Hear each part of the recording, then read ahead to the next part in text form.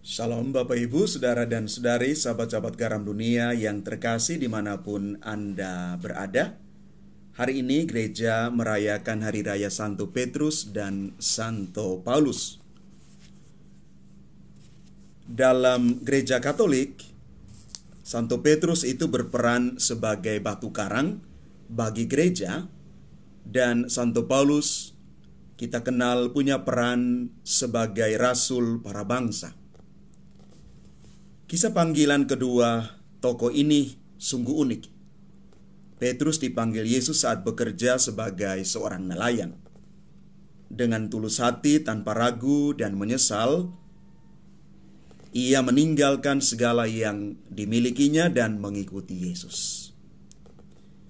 Santo Paulus semula adalah seorang pembunuh umat Kristen, tetapi Tuhan mengubah dia dan tampil sebagai seorang pewarta yang luar biasa.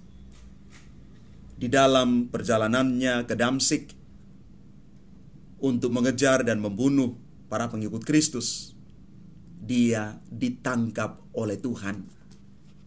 Dia ditobatkan oleh Tuhan dengan cara Tuhan yang ajaib. Bapak, Ibu, Saudara, dan Saudari yang terkasih, perayaan hari ini mengingatkan kita semua akan 3 pengalaman dalam kisah pemuritan Santo Paulus dan Petrus. Ada pengalaman salib, ada pengalaman kemuliaan, dan pada akhirnya perutusan. Bacaan pertama yang diambil dari Kisah Para Rasul menggambarkan keberadaan Petrus dan teman-temannya dalam menghadapi situasi yang sulit di Yerusalem. Dan bacaan kedua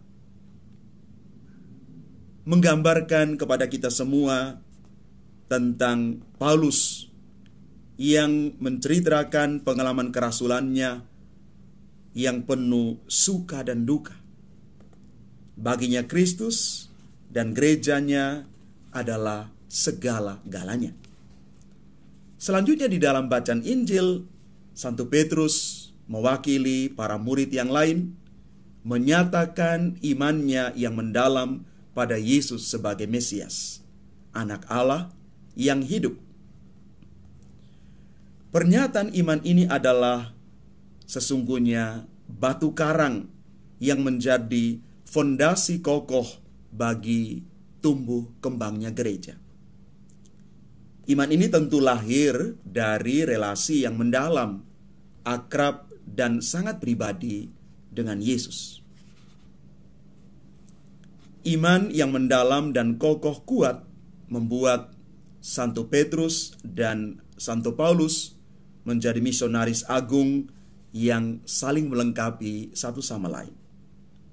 Mereka berdua berhasil membaharui diri karena relasi yang personal bersama Yesus.